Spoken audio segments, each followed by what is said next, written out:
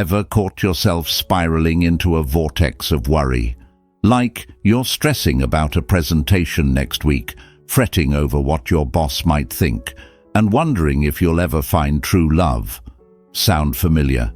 Well, you're not alone. We all do it. But what if I told you there's a way to break free from this constant cycle of worry? Enter the ancient Stoics. These wise old Greeks and Romans had a pretty good handle on the whole living a good life thing.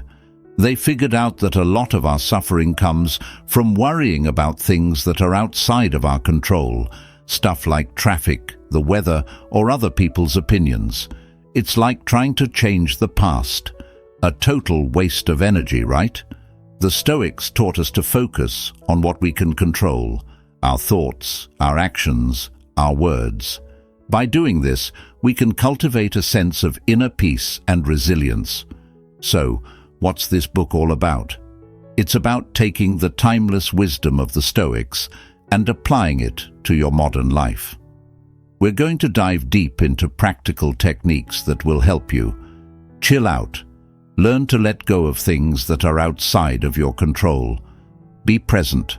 Focus on the here and now, rather than dwelling on the past or worrying about the future. Challenge your thoughts. Replace negative thoughts with more realistic and positive ones. Embrace uncertainty. Learn to roll with the punches and find peace in the unknown. Practice gratitude. Focus on the good things in your life. Take action. Turn your thoughts into reality. This book isn't just a bunch of theoretical concepts. It's filled with real-world examples and practical exercises that you can start using right away. Whether you're a seasoned philosopher or someone who's just starting to explore the idea of personal growth, there's something in here for you. So, are you ready to take control of your life and start living a more peaceful and fulfilling existence? Let's dive in. Lesson 1. Own your circle. Ever caught yourself worrying about things completely out of your hands, like really out of your hands? Maybe it's the traffic, the weather, or what your neighbor's having for dinner.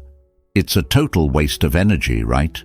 The ancient Stoics, those wise old Greeks and Romans, were big on this idea of focusing on what you can control. They called it your circle of concern, and everything else was outside of it. Epictetus, a famous Stoic, put it like this: "Some things are up to us, and some things are not up to us." So, what's in your circle of control? Your thoughts. You can choose what to think about. Your actions. You can decide how to respond to situations. Your words. You can control what you say. What's not in your circle? The weather. Other people's opinions. Traffic jams. The stock market. Why does this matter? Because worrying about things you can't control is like trying to change the past. It's a total waste of time and energy. When you focus on what you can control, you'll feel more empowered and less stressed. Let's take an example. You're stuck in traffic. Instead of getting angry and frustrated, you could use this time to listen to a podcast, enjoy some quiet time, or even practice some deep breathing. You can't control the traffic, but you can control how you react to it. So, how can you start focusing on what you can control? Identify your circle. Make a list of things you can and can't control. Let go of what you can't control. Once you've identified the things that are outside of your control, let them go. Focus on what you can control. Spend your energy on improving your thoughts, actions, and reactions. By focusing on what you can control, you'll be more resilient, less stressed, and happier. Remember, you can't control everything, but you can control how you react to everything. Lesson 2. Chill out and be present. Okay, so we've talked about focusing on what we can control. Now let's talk about how to do that. One of the best ways to stay grounded and present is through mindfulness. It sounds all fancy, but it's really just about being fully present in the moment. No worrying about the past or stressing about the future. Just now. The Stoics were big on this idea. They believed that by focusing on the present moment, we could reduce suffering and find greater peace. Marcus Aurelius often talked about living in accordance with nature, which basically means being present and accepting what is. Why is mindfulness so important? Reduces stress. By focusing on the present moment, you're less likely to dwell on negative thoughts or future worries. Improves focus. Mindfulness can help you improve your concentration and productivity. Increases self-awareness. By paying attention to your thoughts and feelings, you can gain a better understanding of yourself. So, how do you practice mindfulness? Meditation. This is the classic way to practice mindfulness. Find a quiet place, focus on your breath, and let go of any thoughts that come up. Mindful eating. Pay attention to the taste, texture, and smell of your food. Mindful walking. Notice the sensations in your feet as you walk, and pay attention to your surroundings. Body scan. Focus on different parts of your body, noticing any sensations or tension. Let's try a quick mindfulness exercise. Find a comfortable seat and close your eyes. Focus on your breath. Inhale slowly and deeply and exhale slowly. Notice the rise and fall of your chest. If your mind wanders, gently bring it back to your breath. Remember, mindfulness isn't about clearing your mind of all thoughts. It's about acknowledging your thoughts without judgment and returning your focus to the present moment. The goal is to cultivate a sense of peace and calm, no matter what's going on around you. So, let's make mindfulness a part of our daily lives. It might take some practice, but the benefits are worth it. Lesson 3. Question everything. Okay, so we've learned to focus on what we can control and to be present in the moment. Now, let's talk about the sneaky little things called thoughts. We've all got them, and sometimes they can be real downers. The Stoics had a great way of dealing with negative thoughts. They questioned them. Imagine your thoughts as guests at a party. Some are welcome, some are crashing the party. It's your job as the host to decide who stays and who goes. Why do we need to question our thoughts? Because our thoughts aren't always accurate. Often they're based on past experiences, assumptions, or even just plain old fear. Let's take an example. You're about to give a presentation and you start thinking, everyone's going to laugh at me. This is just a thought. It's not a fact. And it's probably not even a very helpful thought. So, how do we challenge our thoughts? Identify the thought. What exactly are you thinking? Is it true? Is there evidence to support this thought?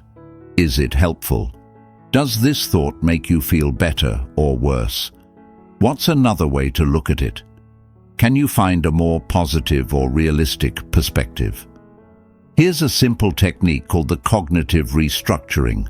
Let's say you're worried about failing a test. Instead of thinking, I'm going to fail this test, you could think, I've studied hard, and I'm going to do my best. Remember, your thoughts create your feelings. If you change your thoughts, you can change your feelings. The Stoics called this practice negative visualization. They would imagine the worst-case scenario and remind themselves that they could handle it. Lesson 4. Roll with the punches. Life is a bit like a roller coaster, full of ups and downs, twists and turns, and the truth is, we can't predict every twist and turn. Uncertainty is a part of life, and the more we try to control it, the more stressed we'll be. The Stoics were all about accepting what's outside of our control. They understood that life is full of uncertainty, and that trying to control the uncontrollable is a recipe for misery. Marcus Aurelius often talked about the importance of accepting fate with equanimity. Why is it so hard to embrace uncertainty? Because humans naturally crave certainty. We want to know what's going to happen next, but the reality is we don't always get what we want. So, how can we embrace uncertainty? Accept what you can't change. There are many things in life that are simply out of our control. Dwelling on them will only cause you stress. Focus on what you can control. Instead of worrying about the future, focus on the present moment and what you can do right now. Practice flexibility. Be willing to adapt to change. Life is full of surprises, and it's important to be able to roll with the punches. Embrace the unknown. See uncertainty as an opportunity for growth and adventure. Let's say you're waiting for some important test results.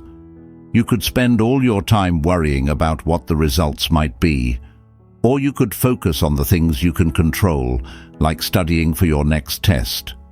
Remember, uncertainty isn't something to be feared, but rather something to be embraced. It's part of what makes life interesting.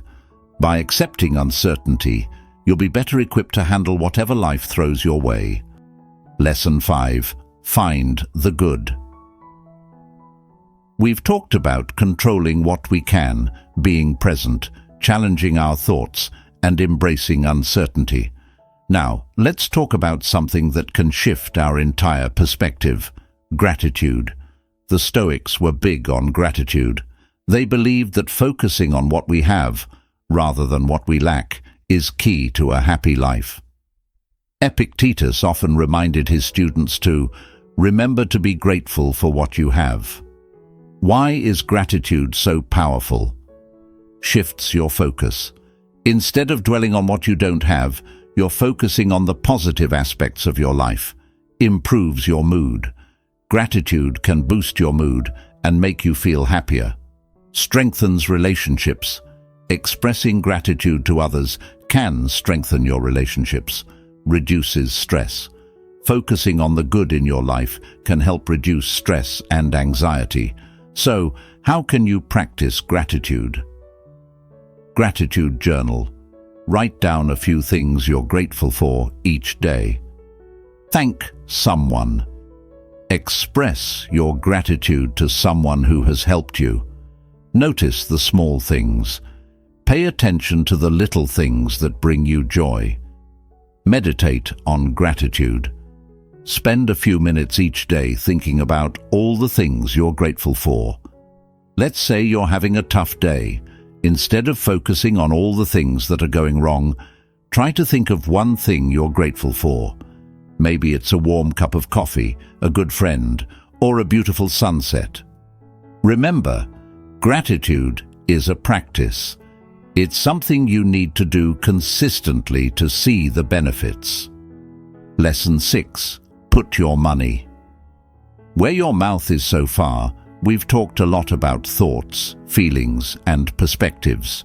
But the Stoics were also big on doing. It's not enough to just think about things, we've got to act. Remember Epictetus. He famously said, "It's not what happens to you, but how you react to it that matters." Well, a big part of reacting is taking action. Why is taking action so important? Creates change. It's the only way to actually make progress in your life.